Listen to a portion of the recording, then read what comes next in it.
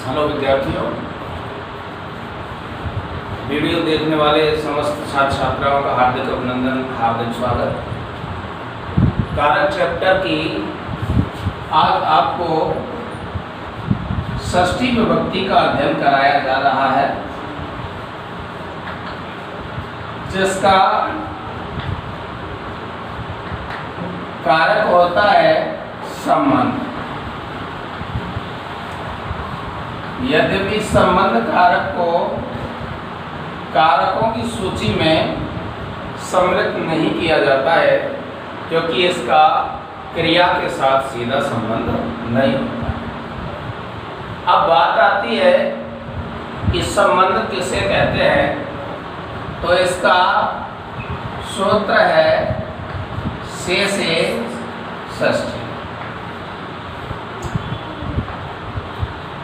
शेषे षष्ठी का तात्पर्य है शेष में षष्ठी विभक्ति का प्रयोग किया जाता है। शेष का अर्थ क्या होता है? शेष का अर्थ होता है संबंध। यत्र संबंध से बोध भवति, जहाँ संबंध का बोध होता है वहाँ षष्ठी का प्रयोग किया जाता है। जैसे बालक, संस्कृत की पुस्तक पढ़ता है। इस वाक्य को ठीक तरह से देखने पर पता चलेगा कि जो पुस्तक है उस पुस्तक में संबंध स्थापित किया जा रहा है कि वो पुस्तक काहे की है? संस्कृत की। तो यहाँ संबंध का बोध हो रहा है और संबंध को शेष कहेंगे और शेष में षष्ठी का प्रयोग किया जाता है। तो हम यहाँ लिख सकते हैं संस्कृतस्य पुस्तकम। पढ़ता कौन है? बालक, जो करता है। तो यहाँ हो जाएगा बाल क्या है? संस्कृतस्य पुस्तकम पढ़ता। बालक संस्कृत की पुस्तक पढ़ता है। रेखांकित पदस्य विभक्ति तत्कारणम च लिखत। रेखांकित पद की विभक्ति और उसका कारण लिखिए। तो विभक्ति है षष्ठी, कारण शेषे षष्ठी विभक्ते है, प्रयोग है क्रिया। लिख सकते हैं हम कारण में शेषे षष्ठी विभक्ते, शेष में षष्ठी विभक्ति का प्रयोग है क्रिया, प्रयोग किया जाता है। यह आपका कारण है। अच्छा, नंबर 2 पर है करते। करते का अर्थ होता है के लिए।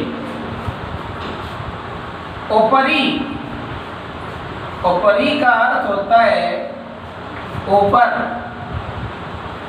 अधः, अधः का अर्थ होता है नीचे। समक्षम, समक्षम का अर्थ होता है सामने।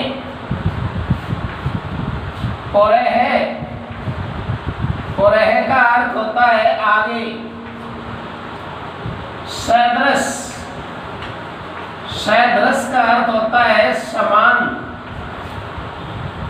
एतेषां शब्दानां योगे, इन शब्दों के योग में षष्ठी विभक्ति है, प्रयोग है क्रियते। षष्ठी विभक्ति का प्रयोग किया जाता है। जैसे मोहन, सोहन के लिए पुस्तक देता है। अब यहां देखिए, देता कौन है? मोहन, जो कर्ता हो गया और कर्ता में विभक्ति लग गई प्रथमा। सोहन के लिए देता है तो के लिए होता है संप्रदान कारक, जिसकी चतुर्थी विभक्ति होती है तो लिखा सोहनाएं। क्या देता है? पुस्तक। तो पुस्तक में हो गया द्वितीय, तो आपने लिख दिया पुस्तकम, और ददाती का अर्थ होता है देता है। अब यहां वाक्य ये सही है, लेकिन अगर इसी वाक्य को हम इस तरह से बना दें कि मोह ने, यहां करते शब्द यूज कर दें, करते का अर्थ होता है के लिए, तो के लिए जो शब्द है उसके लिए करते लगा दिया, तो हम जानते हैं कि करते इति शब्द से योगे षष्ठी विभक्ति प्रयोग क्रियते। करते शब्द के योग में षष्ठी का प्रयोग किया जाता है, तो यहाँ चतुर्थी ना लगा करके षष्ठी लगा दे तो हो गया सोहन से करते। पुस्तकम ददाति, पुस्तक देता है। इस तरह से हमने वाक्य बना दिया। अब रेखांकित पद में विभक्ति है षष्ठी, कारण क्या है? करते शब्द के योग। ऐसे हमने लिखा पक्षी वृक्ष के ऊपर बैठता है, तो हमने लिख दिया यहाँ खड़े हैं माने पक्षी। ऊपरी का अर्थ हो गया ऊपर, और तिष्ठति का अर्थ हो गया बैठता है। हम जानते हैं कि ऊपरी शब्द से योग षष्ठी विभक्ति प्रयोग क्रियते। ऊपरी शब्द के योग में षष्ठी का प्रयोग किया जाता है, तो वृक्ष में षष्ठी लगा दी जाएगी। यहाँ हो गया वृक्ष से। रेखांकित पद से विभक्ति कारण से लिखा, रेखांकित पद की विभक्ति षष्ठी, कारण क्या है? ऊपरी शब्द से योगे षष्ठी विभक्ति प्रयोग क्रियते।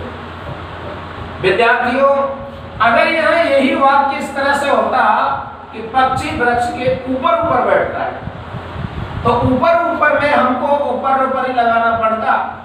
अब इनमें अंतर क्या है कि जब वाक्य में ऊपर ऊपर ही शब्द आता है, ऊपरी प्लस ऊपरी, ऊपर ऊपर, तो फिर यहाँ षष्ठी का प्रयोग ना होकर के द्वितीय का प्रयोग किया जाता। अब नंबर तीसरा नियम है यतस्य निर्धारण, और नंबर चौथा है यस्य च भावेन भाव लक्षण, जिनको हम आपके लिए अगले वीडियो में पढ़ाएंगे, क्योंकि ये दोनों नियम षष्ठी विभक्ति में भी आते हैं और सप्तमी विभक्ति में भी आते हैं। इसलिए अगले वीडियो की प्रतीक्षा में सभी छात्रों के लिए धन्यवाद।